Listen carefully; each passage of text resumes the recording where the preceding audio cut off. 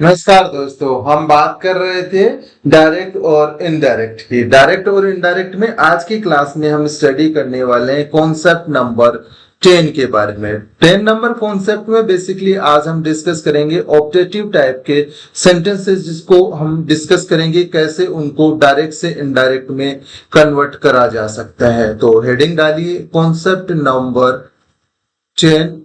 10 में हम क्या स्टडी करने वाले हैं वो भी एक्सक्लूसिवली यहाँ पे मेंशन कर देते हैं। हम बात करेंगे ऑप्टेटिव सेंटेंसेस की। किसकी बात करेंगे? ऑप्टेटिव सेंटेंसेस की चर्चा करेंगे। ऑप्टेटिव सेंटेंसेस में बेसिकली होता क्या है वो मैं आप लोगों को बता देता हूं। इसमें हमारे पास जैसे हमारे पास कोई इच्छा हम व्यक्त कर रहे हैं, इच्छा बोधक हमारा मीनिंग दे रहा हो सेंटेंस, या हमारी कोई दुआ और प्रार्थना, उसमें दुआ और प्रार्थना की बात हो रही हो, कोई प्रे वगैरह कर रहे हो कि भाई ऐसा हो जाए, भगवान ऐसा कर दे, ये कर दे, वो कर दे, उन सबको हम इस पार्ट में इस ऑप्टेटिव सेंटेंस की हेडिंग के अंदर पढ़ने वाले हैं। होपफुली आपको मोटा मोटा पता चल गया होगा ऑप्टेटिव सेंटेंसेस कैसे होते हैं, जिसमें हम कोई कामना करते हैं, इच्छा करते हैं, कोई दुआ करते हैं, कोई प्रार्थना करते हैं या ब्लेसिंग हम सीख करते हैं। वो वाले सारे सेंटेंसेस यहाँ पे हम स्टडी करेंगे। तो सबसे पहले कुछ कुछ इससे रिलेटेड हम रूल रेगुलेशंस देख लेते हैं। हमारे पास कहीं पे भी रिपोर्टिंग वर्ब है, जिसमें रिपोर्टिंग वर्ब लिख लो, रिपोर्टिंग वर्ब है, इसमें हमारे पास सेड दिया हुआ है, तो वो किस में चेंज होगा? ये बहुत ही इंपॉर्टेंट चीज है। इसमें हमारे पास सेड दिया हुआ है, तो सेड किस में चेंज होगा? इस सेंटेंस के भाव के अकॉर्डिंग प्रेड में चेंज हो सकता है। प्रे कर रहा है तो प्रेड में चेंज हो गया, या फिर ब्लेस में चेंज हो गया। जब हम ब्लेसिंग वगैरह की बात करेंगे तो ब्लेस में चेंज हो सकता है, या फिर विश में चेंज हो सकता है। कोई हम इच्छा कर रहे हैं, कामना कर रहे हैं, तो विश में चेंज हो सकता है, या फिर हम किसी को बद्दुआ दे रहे हैं तो कर्स में चेंज हो सकता है। ठीक है, इनमें चेंजेस हो सकते हैं। बाकी हमारा जो कंजक्शन है, कंजक्शन के तौर पे हम यहाँ पे दैट का प्रयोग करते हैं, CONJUNCTION। ठीक है जी, सी यहाँ बीच में लिख देना। कंजक्शन हमारा दैट रहेगा। ठीक है, बाकी आप लोगों को कोई कंफ्यूजन नहीं होना चाहिए, बाकी तो सेम ही रहनी है चीजें। तो चलिए अब हम क्वेश्चंस स्टार्ट करते हैं, इसके रिलेटेड एग्जाम्पल्स देखना स्टार्ट करते हैं। 63 नंबर हमारा रहेगा। लास्ट क्लास में हमने 62 नंबर डिस्कस करा था। तो सबसे पहले सेंटेंस लिखिए, she said comma, inverted comma में लिखिए may God may God bless you with a long life, with a long life. हमारा क्या सेंटेंस है? इन्वर्टेड कोमा को क्लोज कर दो। She said may God bless you with a long life. ये बहुत ही प्यारा सा सेंटेंस है। इसको हम डायरेक्ट से इनडायरेक्ट में कैसे कन्वर्ट करेंगे देखिए। सबसे पहले हमारे पास सी सब्जेक्ट है, ठीक है, तो इस सी को एज इट इज लिखना है, इसमें कोई चेंज नहीं करना है। अब आगे आप देखिए, may God bless you with a long life. ऐसे एक कामना, एक हमारी प्रार्थना करी जाएगी हमारे लिए, तो प्रार्थना के लिए हम प्रेड वर्ड ज्यादा बेटर है। तो रिपोर्टिंग वर्ब के सेड को किस में चेंज कर देंगे? प्रेड में चेंज कर देंगे। सी प्रेड। अब हमारे पास इन्वर्टेड कोमा को और कोमा को हटाने के लिए कंजक्शन दैट का प्रयोग हो जाएगा, कोई इश्यू नहीं है। ठीक है, अब हमारे पास मे वर्ब है, उसको हम आगे लिखेंगे, लेकिन ये स्टार्टिंग में आ गई, इसलिए हम इसको सिंपल सेंटेंस बनाने के लिए आगे इसका यूज करेंगे। मे का माइट हो जाएगा, बट जो इसका सेंटेंस का सब्जेक्ट है गॉड, वो पहले लिखो। गॉड, गॉड पहले आ गया। अब मे का जब भी हम कन्वर्जन करते हैं डायरेक्ट से इनडायरेक्ट में, तो मे का माइट हो जाता है। तो हमारे पास क्या बना? She prayed that God might, God might. आगे हमारे पास माइट एक मॉडल है, तो इसके बाद में हमेशा वर्ब की फर्स्ट फॉर्म आती है, तो माइट ब्लेस, ब्लेस। अब यू हमारे पास सेकंड पर्सन है, सेकंड पर्सन हमारे पास, हम यहाँ पे आई मान लेते हैं, आई के अकॉर्डिंग इसका ऑब्जेक्टिव फॉर्म क्या बन जाएगा, me with a long life. इसमें आप लोगों को कोई परेशानी और समस्या नहीं होनी चाहिए, ठीक है। इसको नोट डाउन कर लीजिए, फिर हम आगे बात करते हैं नेक्स्ट क्वेश्चन की, क्वेश्चन नंबर 64 में हमारे पास दिया हुआ है, they said long live the king, long live the king। अब इसका हम क्या करेंगे, डायरेक्ट से इनडायरेक्ट में कन्वर्ट करेंगे। तो सबसे पहले इसमें हमारे पास सब्जेक्ट दे दिया हुआ है, तो दे को as it is note down करिए। दे, अब हमारे पास क्या करा गया, प्रे कर रहे हैं कि जो राजा है वो लंबी उम्र तक जिए, तो उसके लिए प्रे कर रहे हैं, तो यहाँ पे प्रे आ जाएगा, कोई इशू नहीं है। कंजक्शन हमारे पास दैट आ जाएगा, यहां तक तो कोई समस्या नहीं होनी चाहिए। इस सेंटेंस का सब्जेक्ट द किंग है, तो द किंग यहाँ पे सब्जेक्ट के तौर पे आ गया, ठीक है। आगे हमारे पास क्या आएगा, ये एक प्रार्थना हो रही है, तो हम मे का, प्रार्थना के लिए मे का प्रयोग करते हैं, और जब डायरेक्ट से इनडायरेक्ट में चेंज करते हैं तो हमारे पास माइट आ जाएगा। तो क्या बना, they prayed that the king might live long, ये हमारा करेक्ट इनडायरेक्ट फॉर्म बन गया। अब हम चर्चा करते हैं नेक्स्ट क्वेश्चंस की। मैं आप लोगों को 2-3 क्वेश्चंस एक साथ में लिखवा देता हूं, फिर हम वन बाय वन उनको डिस्कस कर लेते हैं। क्वेश्चन नंबर 65 में हमारे पास क्या दिया हुआ है, देखिए, she said to him, comma, inverted comma में लिखना स्टार्ट करिए। She said to him, may you go to hell, inverted comma को क्लोज कर दो, ठीक है। तो चलिए इस क्वेश्चन की हम चर्चा करते हैं। इसमें हमारे पास सी सब्जेक्ट है, एज इट इज लिख दो। सी सेड टू को हम किस में चेंज करेंगे, आगे आप सेंटेंस देखोगे, may you go to hell, इसमें बददुआ दी जा रही है, क्रश करा जा रहा है, तो यहाँ पे हमारे पास क्या आ जाएगा, क्रश आ जाएगा, क्रश। अब हमारे पास यहाँ पे ऑब्जेक्ट हिम है, तो हिम को एज इट इज लिख दो, हिम।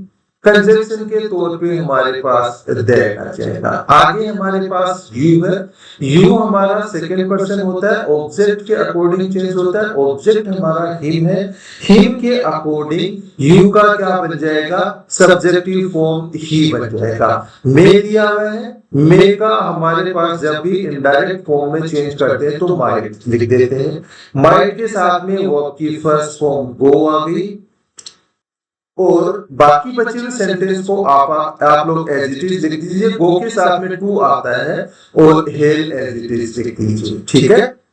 ये हमारा सेंटेंस बन गया। अब हम नोट डाउन करना स्टार्ट करते हैं नेक्स्ट क्वेश्चन को, क्वेश्चन नंबर 66 है। 66 नंबर क्वेश्चन में हमारे पास क्या दिया हुआ है, आई सेड टू रागिनी, या टू भी लिख देते हैं पहले, सेड टू रागिनी, यहां पे इन्वर्टेड कॉमा में लिखिए, may all your plants bear fruit. ये हमारा सेंटेंस है, इन्वर्टेड कॉमा को क्लोज कर दो, इसको हम बाद में स्टडी करेंगे। एक बार 2 क्वेश्चन और लिख लेते हैं। 67 नंबर क्वेश्चन में हमारे पास क्या दिया हुआ है, देखिए लिखिए, Radhika said to me, Radhika said to me, good morning sir, good morning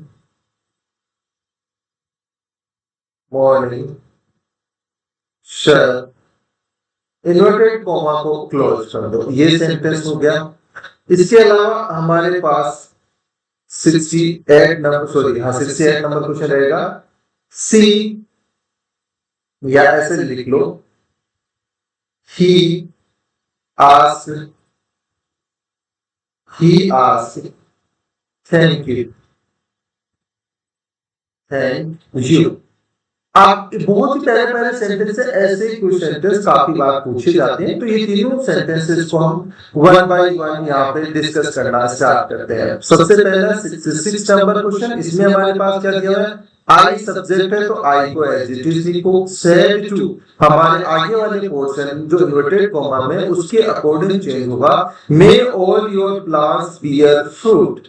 अब इसमें हमें क्या करा गया है, यहाँ पे किसी बंदे ने इच्छा जताई है, किसी ने विश ऐसी करी है कि भाई तुम्हारे जो भी प्लांट्स है वो फ्रूटफुल रहे, तो यहाँ पे हम क्या सेड टू को किस में चेंज कर देंगे, विश में चेंज कर देंगे, और रागिनी आ जाएगा, रागिनी एडजेक्टिव लिखो, और कंजक्शन के तौर पे हमारे पास दैट आ जाएगा। यहाँ तक आप लोगों को कोई परेशानी नहीं होनी चाहिए। आई विश रागिनी दैट, अब आगे हमें चेंज करना है, तो हमारे पास योर प्लान है, ये हमारा सब्जेक्ट है, ऑल योर प्लान हमारा क्या है, ये सब्जेक्ट है, तो अब इसको हमें चेंज करना है। योर हमारा सेकंड पर्सन रहता है, सेकंड पर्सन हमारे पास ऑब्जेक्ट के अकॉर्डिंग चेंज होता है, ऑब्जेक्ट रागिनी है, रागिनी के अकॉर्डिंग यहाँ पे क्या आ जाएगा, ऑल योर चेंज हो जाएगा, हर प्लान्स में चेंज हो जाएगा। अब हमारे पास वर्ब माइट में है, तो इनडायरेक्ट फॉर्म में किसमें चेंज हो जाएगी, माइट में, और हमारे पास अब क्या आएगा, ऑल हर प्लांट्स माइट बियर, हमारी वर्ब है, वर्ब की फर्स्ट फॉर्म का प्रयोग कर दिया, साथ में हमारे पास फ्रूट वर्ड आया, ठीक है, ये हमारा करेक्ट इनडायरेक्ट फॉर्म में कन्वर्जन हो गया। अब हम आगे बात करते हैं नेक्स्ट क्वेश्चन की, Radhika said to me good morning sir. तो अब इसमें हमारे पास इतना कुछ करने की जरूरत नहीं है, यहाँ पे सिंपली लिखिए, राधिका हमारा सब्जेक्ट है, तो सब्जेक्ट को एज इट इज लिखिए। बात है सेड टू की, उसने हमें गुड मॉर्निंग विश करा है, सर वर्ड भी आया है, इसका मतलब हो गया उसने रेस्पेक्टफुली विश करा है, तो यहाँ पे विश के पहले रेस्पेक्टफुली लिख दो। और वो क्यों लिखना है, क्योंकि आगे इसने सर वर्ड का यूज करा है, सर वर्ड को रिप्लेस करने के लिए रेस्पेक्टफुली आ गया, और उसने गुड मॉर्निंग विश करा है तो यहाँ पे विश्ड आ गया। राधिका रेस्पेक्टफुली विश्ड मी, विश मी। अब यहाँ पे कंजक्शन लगाने की जरूरत नहीं है, डायरेक्टली गुड मॉर्निंग कर दो, ठीक है, गुड मॉर्निंग, ये हमारा करेक्ट सेंटेंस बन गया। होपफुली इसमें आप लोगों को कोई परेशानी नहीं होनी चाहिए।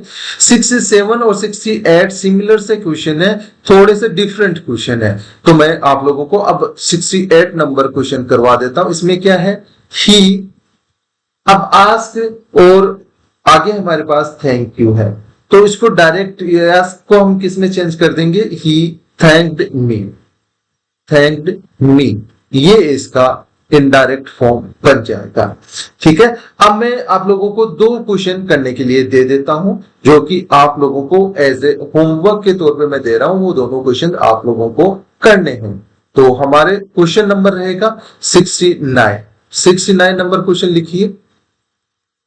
69 नंबर क्वेश्चन में हमारे पास दिया हुआ है, he said to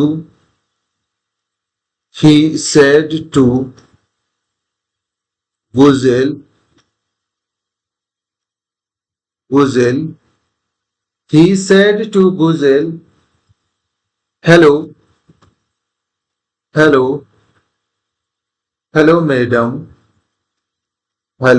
मैडम, थोड़ा सा अच्छे लेवल का क्वेश्चन है। Hello madam, how are you,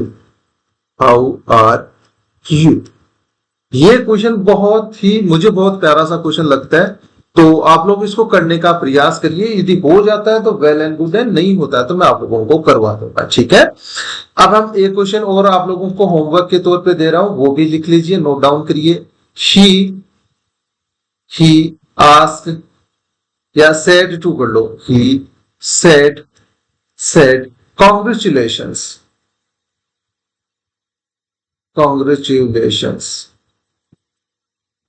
ठीक है। इसका आपको डायरेक्ट से इनडायरेक्ट में चेंज करना है। एक क्वेश्चन और दिखा देता हूं, बोनस क्वेश्चन लो आप लोगों के लिए, 71 नंबर क्वेश्चन। इसमें हमारे पास क्या दिया हुआ है, देखिए, लिखिए मेरे साथ के साथ, नोट डाउन करिए। Radhika said to Caesar, Radhika said to Caesar,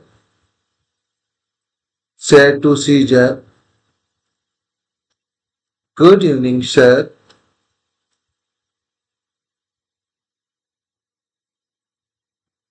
good evening sir। अब इसको आप लोगों को डायरेक्ट से इनडायरेक्ट में चेंज करना है, ठीक है। तो इन तीनों क्वेश्चंस को आप लोग करने का प्रयास करेंगे, और हो जाता है तो अच्छी बात है, नहीं होता है तो भी हम नेक्स्ट क्लास में इनको डिस्कस कर लेंगे। तो आज की क्लास में बेसिकली हमने ऑप्टेटिव सेंटेंसेस के बारे में, इनको डायरेक्ट से इनडायरेक्ट में चेंज करना सीखा है। कल की क्लास में हम कॉन्सेप्चुअल जो थिंक है, कॉन्सेप्ट है, वो सारे डन कर देंगे, सारे हमारे फिनिश हो जाएंगे।